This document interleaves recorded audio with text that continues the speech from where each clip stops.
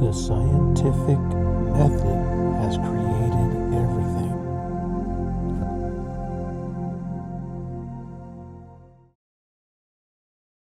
Hey guys, I'm doing another video here about that live stream I had watched the other night about the question that Atheist was asking from the Christian perspective, where am I going to go when I die? One of the topics that came up is the host said that he decided he doesn't believe anymore because he believes in the scientific method. Okay, well, let's take a look at that. So I just asked the simple question, can the scientific method disprove God creating everything? And this is what the AI overview said. No, the scientific method cannot disprove God created everything. Science is limited to studying empirical, observable, and repeatable natural phenomenon. So, short answer, no. How are you going to draw a conclusion that the scientific method disproves God or can replace God when it only is an explanation of the observance of the universe and the things that are happening in the universe that God created?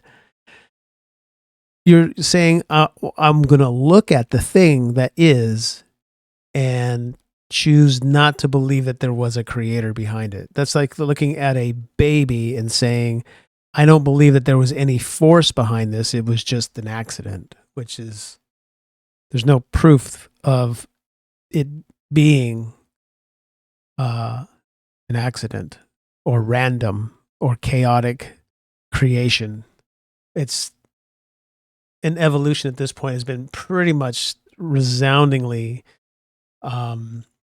left empty. It doesn't really answer anything. It's just for one, it's just a theory that can never be proved. Anyhow, another topic. So as far as the scientific method goes, I asked the question, how did science confirm the Big Bang? Because that was another topic that came up, kind of tied to the scientific method, which, of course, the scientific method can't really explain the Big Bang either, because how is it repeatable? Anyway, science confirmed the Big Bang theory primarily through three key observations: the expansion of the universe, Hubble's law, the discovery of the cosmic microwave background radiation, and the observed abundance of light elements. So here's the explanation of that. The expansion of the universe. In the 1920s, Edwin Hubble observed that light from distant galaxies is redshifted, meaning that they are moving away from us. So that means that our universe was the center and everything was expanding out from that, which is pretty impressive that we are the center of existence or a creation. So the cosmic microwave background, so that was discovered by accident. It doesn't really say that here, but I read, I don't have enough faith to be an atheist. They were trying to listen for, I don't know if it was communication from other galaxies and planets and that kind of thing, but when they were listening to space, there was a hum, and they could not figure out what this hum was. And as they did more research, they realized it was the remnant of the Big Bang, the explosion. It's still echoing out through. It's the way I understood it, anyway, of the Big Bang itself. So it's still radiating waves, which is pretty wild when you think about it. All right. So I don't remember if the host of the live stream had mentioned multiverse or not, but he said I thought he might have said the cosmic inflation theory. So I asked this, I asked AI to rank the different creation theories, and let's see what they had to say. So what I did is I asked it to rank the top 3 theories of creation. And what it came up with is the Big Bang Theory. And I asked it to rank it 1 through 10. 10 being most likely. So the rating for the Big Bang is 10 out of 10. So I would say that's the consensus, is that the Big Bang is just all of a sudden it was here. It was created. Now, some will squabble about whether that means that there was nothing before everything was created, or whether it was a pinhead, microscopic even, singularity, just this thing that just went and it just became everything. Or if it was the inflation theory, which I think that's kind of inflation theory, is that it was always here as a pinpoint and then it expanded, where the Big Bang is more of everything was created out of nothing, which both are theories and neither one can be proved over the other. But from what AI at least is saying, is the Big Bang theory is the most likely option, where the cosmic inflation theory is 8 out of 10. Okay, well, I mean, there's something to be said about that. And you've heard about the multiverse if you've watched any of the Marvel movies. So the multiverse or string theory, and even the expansion of time to explain away like evolution, that if you had enough time, it could be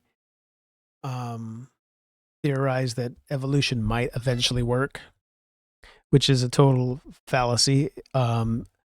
There becomes a limiting probability when you get into the exponential expanse of everything. But anyway, the rating that this thing gave multiverse or cyclic models is a rating of 3 out of 10.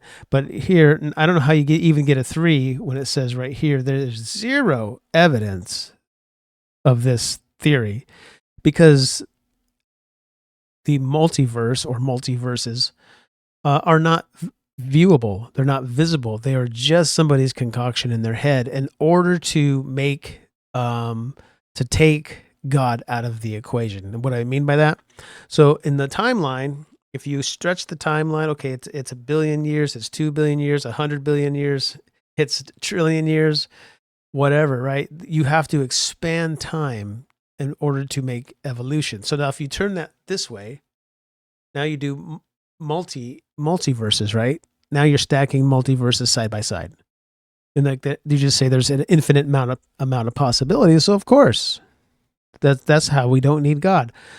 What that does, as far as creation goes, is it just kicks the can down the road, because who put the strands there? Who put the other universes there? Who lengthened out the time? How was time created? Because time, matter,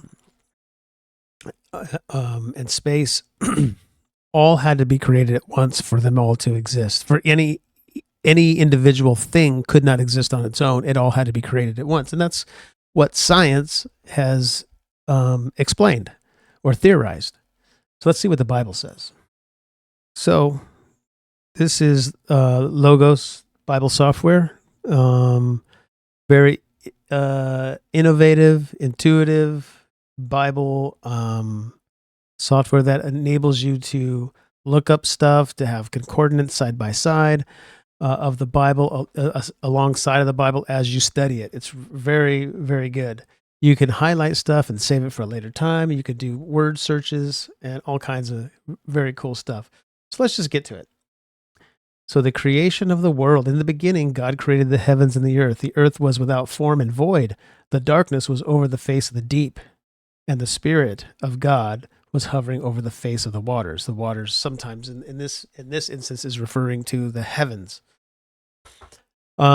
So just mentioning that God is present. Obviously, he's the one that created the heavens and the earth along with Christ, or through Christ. We talked about that a couple of weeks ago. And you could look into Hebrews 1 through 12, or actually the whole book of the whole first chapter. You could look at it that, and It gives you the full scope of Jesus, his involvement, and that's where God speaks about the Son as the creator, and he also calls his Son God. So they're both under the authority of the Godhead, and they are equal in authority, equal in power. They were all present, the Father, the Son, and as we can see right here, the Spirit. So something to kind of a side note in our discussion here. And God said, "Let there be light," and there was light, and God saw that the light was good, and God separated the light from the darkness. So the key thing I wanted to point out was there was void. The earth was without form and void. So I don't know if that means that the earth was its own particles, or God took all the different particles and put the earth together. I don't know if that's what that's saying, but it was void. It had no form, right? Until God put it all together, created the heavens, the universe, and the earth. I mean, as far as I know, this is the only deity in any of the major religions that makes this claim. The Judaism, obviously, this is part of Judaism as well. But the Muslim faith, Islamic faith, they do not make this claim. In fact, the Quran acknowledges that the books of the Bible are true. Talks about the Torah, talks about the prophets, talks about the writings of the Injil or the New Testament.